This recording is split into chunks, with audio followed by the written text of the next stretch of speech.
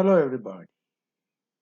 Let us look at the situation of body and mind as seen from the point of view of Sanatana Dharma.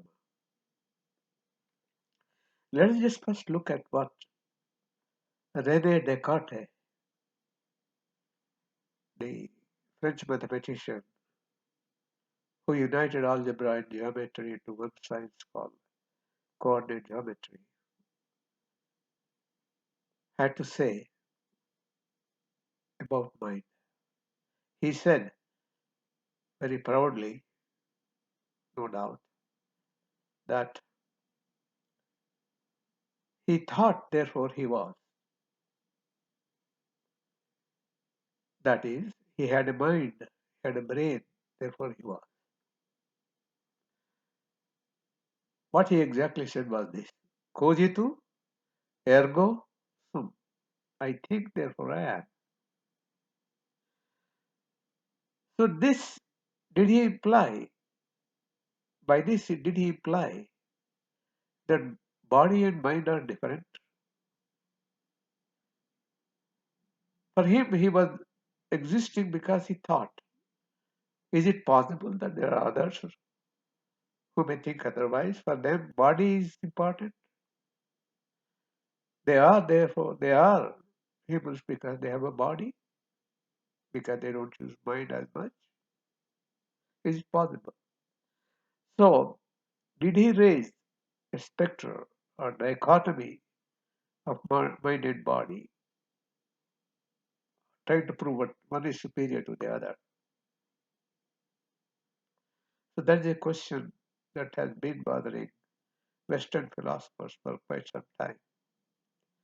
But it seems that now they think that mind and body are not really different, but they are same. Now in India, people have been thinking about body and mind situation for a very, very long time. And they thought quite a bit. And they wrote books and books and books about these matters.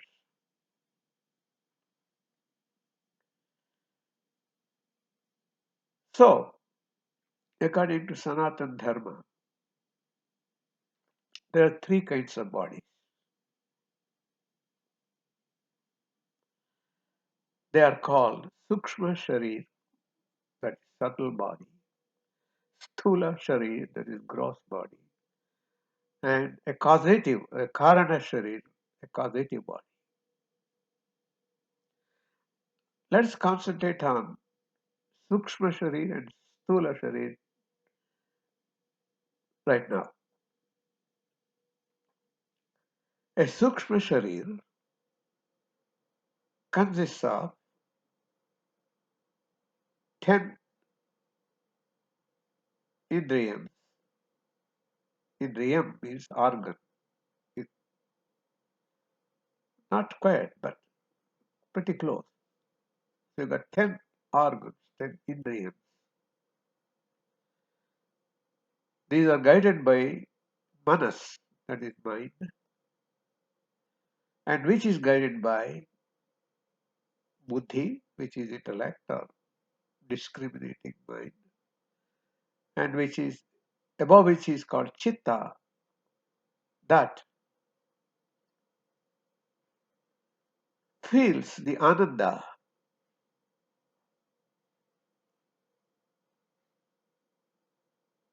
And then you have above chitta ahankar, that is I feeling or ego in English. The I feeling is not necessarily bad. That is to identify yourself, to separate yourself from others.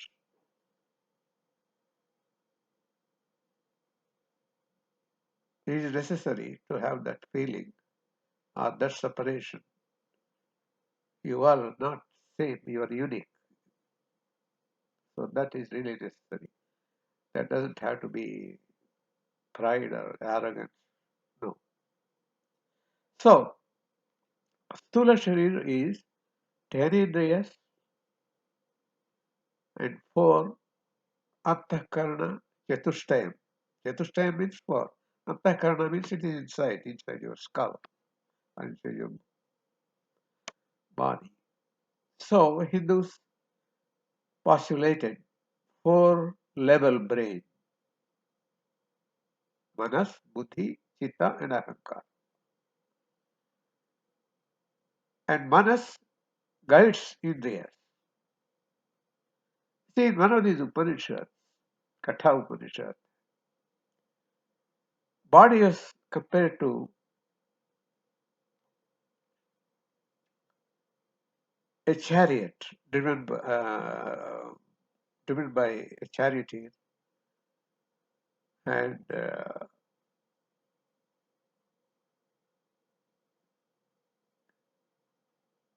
used by horses. So the symbolism is horses are Indriyas, reins is Manas, and charioteer is Buddhi, and then between Buddhi and the owner of the body is Atma or Ahankar, right? Or we can call it Ahankar. And then between Ahankar and Buddhi you have the Chitta. So, if that comparison holds true, then there is no dichotomy between body and mind, really.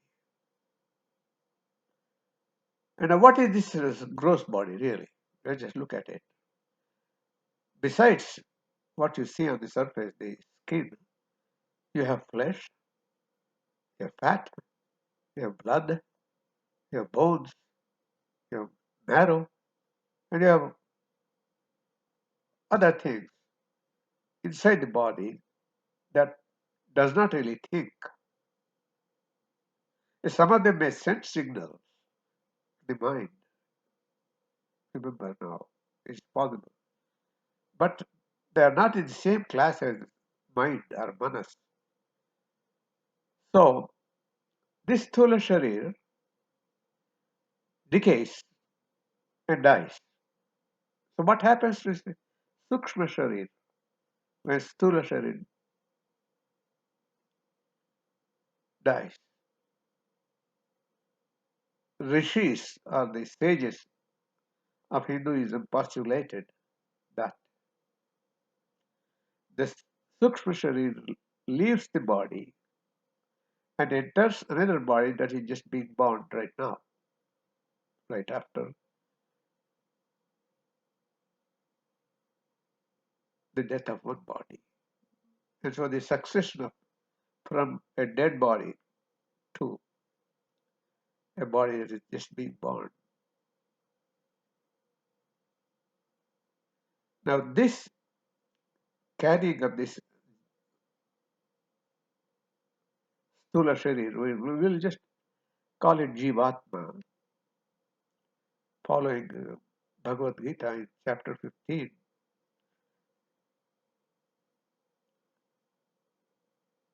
The name is given, let's call it Jivatma, and this is Akshar. Akshar means it doesn't decay, it doesn't get destroyed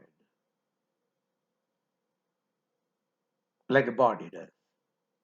So it keeps jumping from one life to the other life, one dead life to the other just born life, body. Now this is called Punarjanma.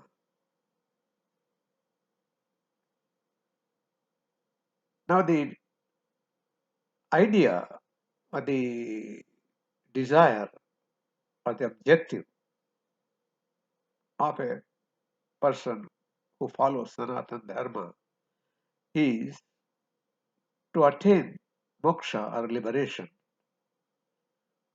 Now this happens when Jivatma unites with Paramatma or Atma. And so in Gita, we'll just go back to this chapter 15. It says there are three realities, and that there are three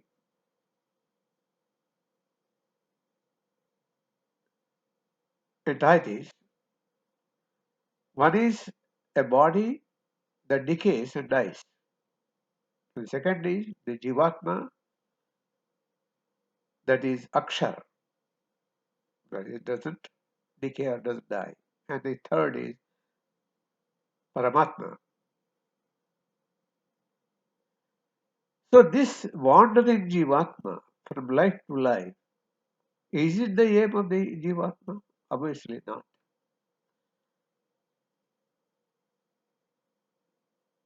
The point really is for Jivatma to unite with Paramatma, which is the higher on a higher plane. So when that happens, there no more Janma. And now you can better yourself or you can attain liberation. There are many ways of bettering yourself, that is, do good deeds in life. If you do good deeds in life, then you accumulate credit points. Now, these credit points are essential in the voyage, in the journey of the Jivatma towards Paramatma.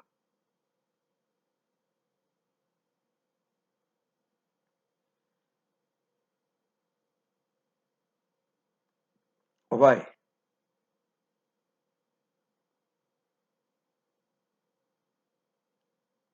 There is a succession of lives that has been postulated by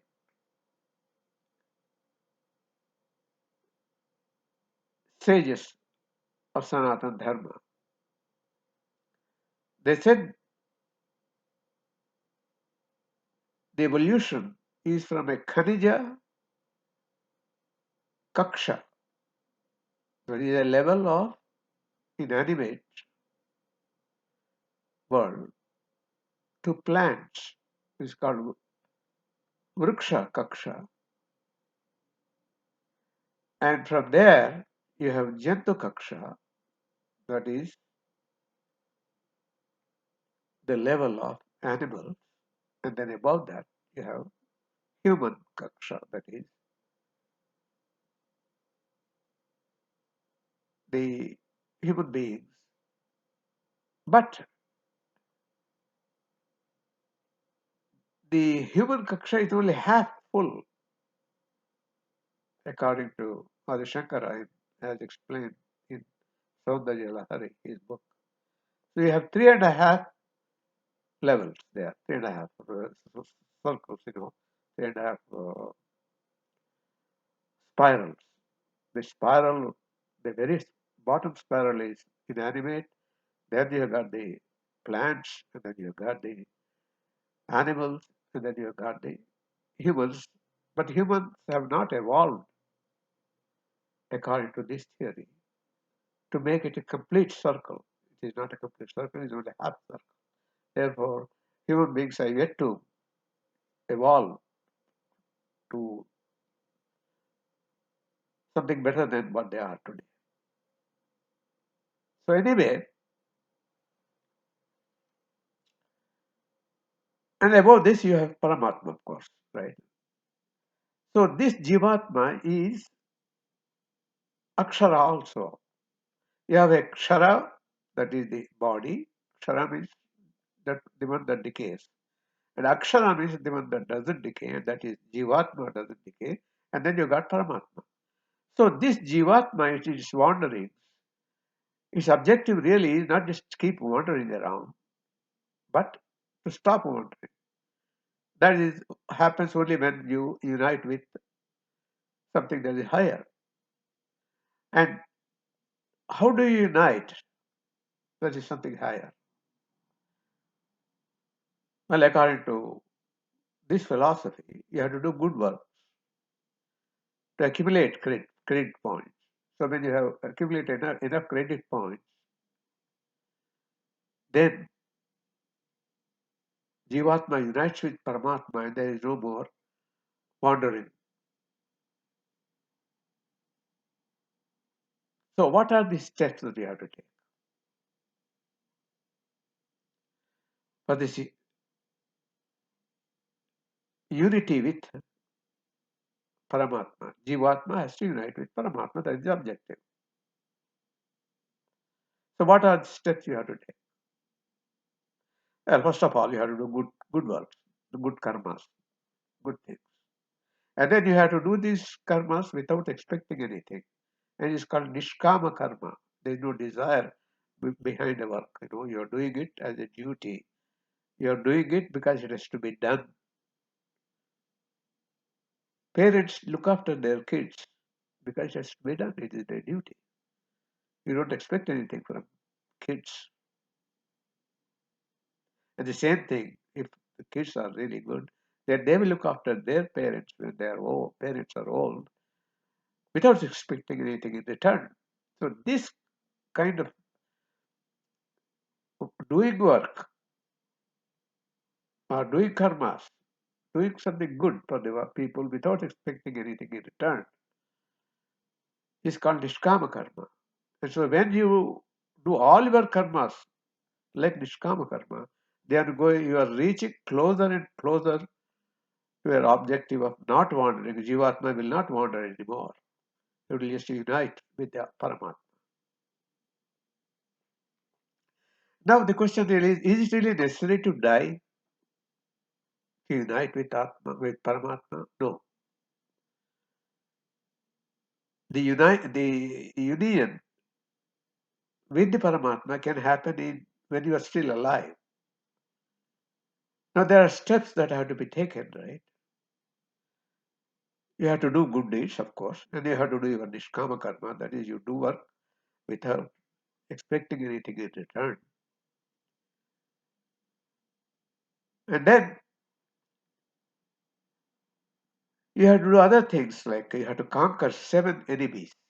Now, these 7 enemies are desire, anger, greed, delusion, pride, jealousy, and fear. So you have to conquer these 7. You should be doing good works, and then good works without any desire, without any expectation. So you may be wondering, what is this nishkama karma? See, when a baseball player takes his bat and goes to the mound, if he expects he's going to, if he thinks that, oh, I'm going to hit a home run right away, do you think that is the attitude? Well, if that is the attitude, then when he doesn't hit a home run, he will break his bat and then express his anger, and then goes on and on. That's not really the way to do it. You do not expect anything a priori. Before an action, before a karma, you don't think that you're going to do this for sure. There is no guarantees in life. If if he hits a home run, that's fine. That's great. If he has a hit, that's great. If he has a run batted in, that is great. But he doesn't approach the mound thinking that he is going to do it. It's good if he can do it. But his duty is to go to the mound and face the pitcher and hit. So that is the duty of a baseball player. The same thing with a hockey player or with a soccer player or anybody who is in the athletic world, or a book writer, an author. He writes a book, or he or she writes a book, and then do you expect that they really believe they are going to sell or it's going to be a success? No. It is wonderful if it becomes a success. Same thing with many other achievements, many other fields in life. So, when Jivatma unites with Paramatma, it's called liberation. It's called moksha. So, the objective is for the Jivatma to combine with Paramatma. Both are akshara, remember now. Both are, both don't, neither Jivatma nor Paramatma decay. They are both aksharas. Only body decays. So in that sense, you can say that there is some difference between mind and the body. So this mind and body dichotomy is not really a dichotomy, but they are different in nature. One is ksharam and the other is aksharam. And Paramatma is also aksharam. So this wandering Jivatma should unite with Atma. And that is through karmas, good karmas, nishkama karma.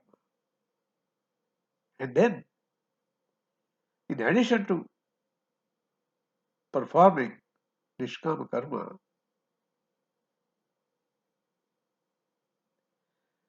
you should also control your Indriyas. Now, what do the Indriyas do? There are two sets of Indriyas, one each having five Indriyas. One set, it collects data. For example, you have green grass, so the eye registers green color and then the grass. So it is really a data collection. And then it will be stored in the mind, in the manas. So, sonorous music. If you like a good singer singing, that is data also. So any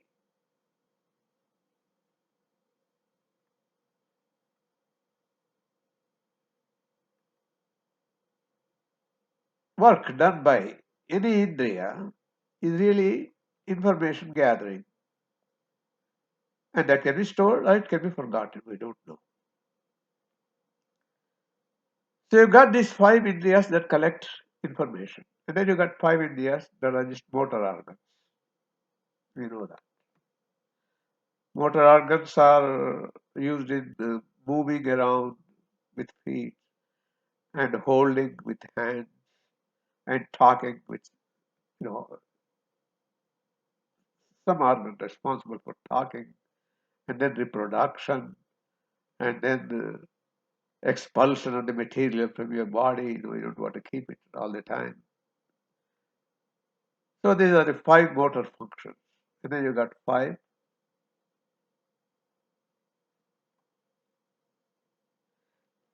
information gathering functions.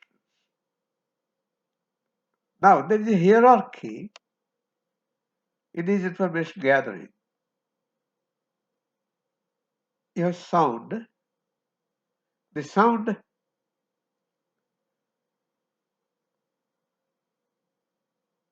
is Shabda in Sanskritam. And this Shabda is confined to a certain layer in the universe.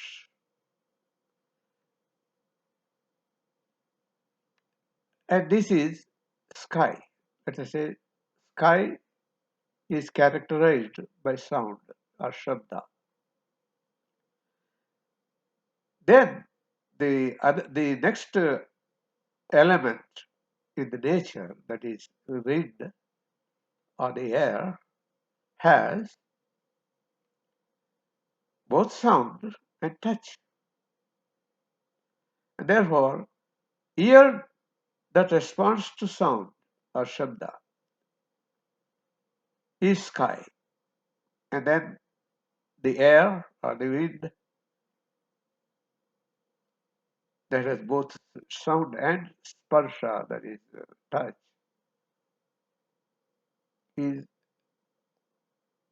a bit higher in hierarchy because there are two information gathering systems, touching and hearing. And then when you come to fire, that is the third element in the nature, fire has, in addition to sparsha, that is touch and sound, in addition to these two, it also has sight, that you can see.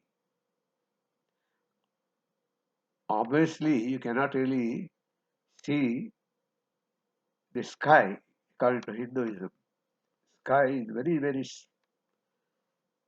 microscopic or even submicroscopic. You can't really see it. Very, very sukshma. So,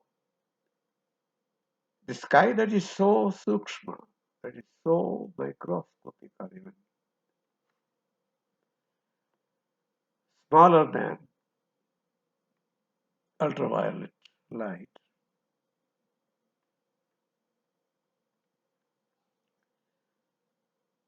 then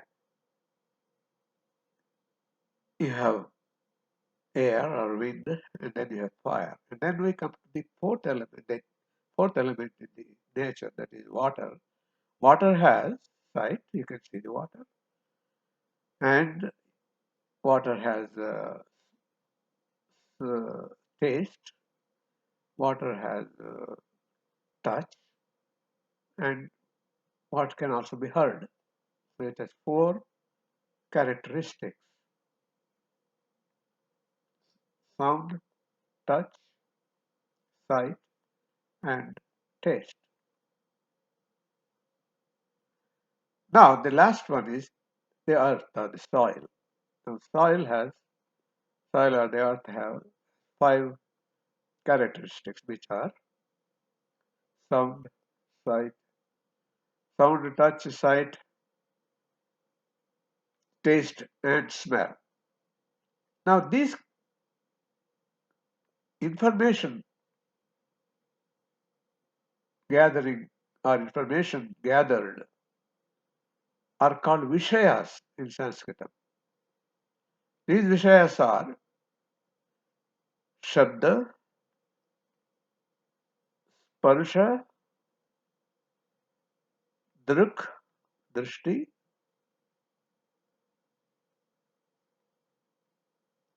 Ghrana, Gandha. Okay, there are five Vishayas. Now, Gita in 15th chapter says that there are three levels of bodies, that there are three levels of entities. One is Kshara, that is one decays, which is obviously the gross body. And then the second is Akshara, that is does not decay, which is Jiva, which this information gathering system. And then lastly, of course, Paramatma. So Jivatma has to unite with Paramatma. But then what really happens with Jivatma is, it is immortal gene, like immortal gene. It goes from body to body. When a body dies, the Jivatma, that is the Vishayas and the Indriyas, the Manas, the Buddhi, the Chittam, the Ahankar, this identity, this kind of identity of that entirety, identity of the entirety, that moves, that wanders in space, procuring bodies to enter. But the objective of the rishis was really to unite with Paramatma. You have to unite with Paramatma. Jivatma has to unite with Paramatma. That is the ultimate objective. And the ultimate objective is achieved either after death or during lifetime. Even during lifetime, you can achieve this, you can attain this, and this is called Jivan Mukta. That is, your own lifetime, you are liberated. Mukti means liberation or moksha. So this moksha is really liberation. Liberation from Vishayas.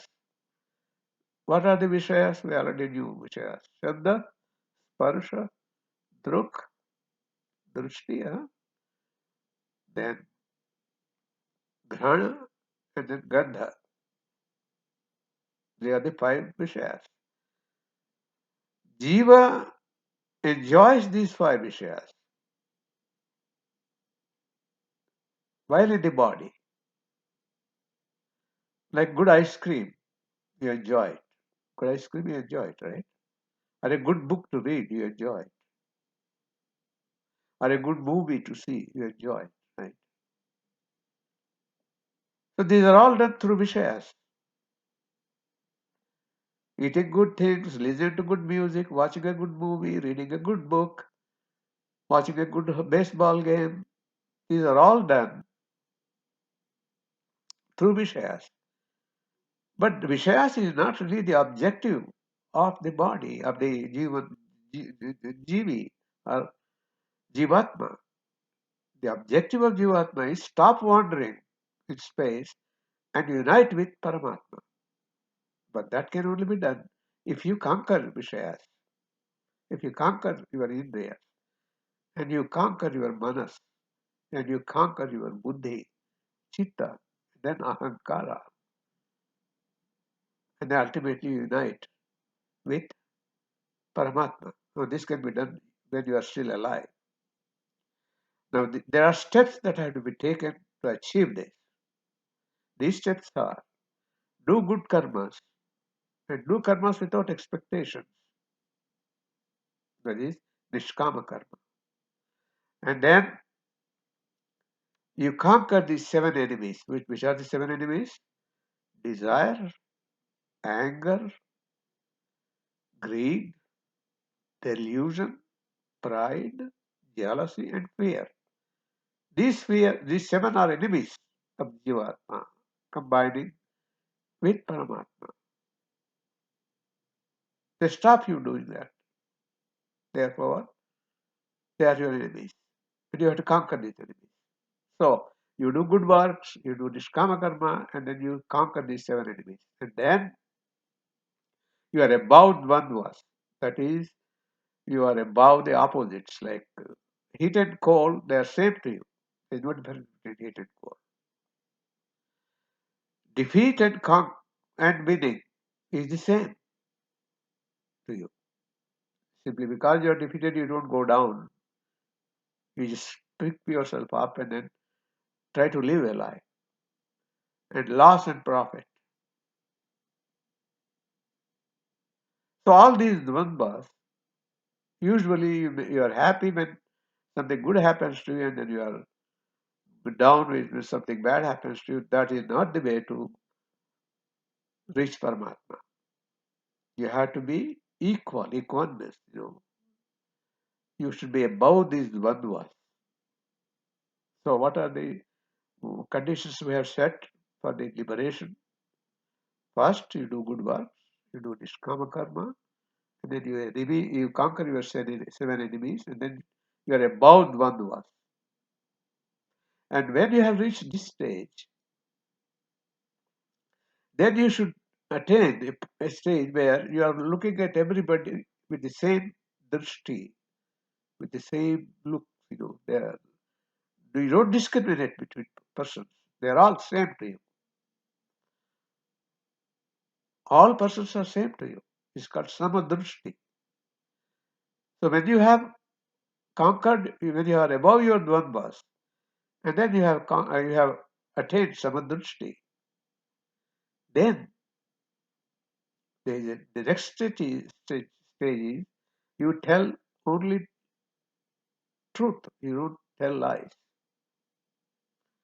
And then after this is you practice non-violence. So all these stages you have to go through. Good karmas without expectation, conquering the seven enemies, above bandhas, above opposites, profit and loss are same to you. Heat and cold are same to you. Defeat and victory or shame to you. This is very important step. One. And after you have achieved this, you try to get samadrushti. That is, you do not discriminate people. They are all same to you, no matter what they are, no matter who they are, no matter where they come from. You understand? So that's called samadrushti. So once you have achieved samadrushti, the next step is satyam, that is, you only tell the truth and nothing but the truth, the whole truth, nothing but the truth, right? So you tell the truth, and then the ultimate thing is ahimsa, that you practice non-violence. So if you have satisfied all this, then you unite with Paramatma. And that is liberation, that is moksha. And that you can achieve when you are living still. You don't have to die. There are people who are given muktas in India. Certainly, there may be people like that outside India also.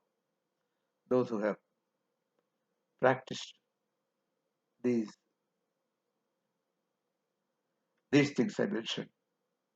So the objective of Jivatma is to combine, to unite with Paramatma. And the steps to be taken are those I have just mentioned. So your objective is to unite with Paramatma, and that is called liberation. And that you can achieve either living or after death. Doesn't matter. After death, of course, once you achieve liberation, then there is no more death, there is no more birth for you.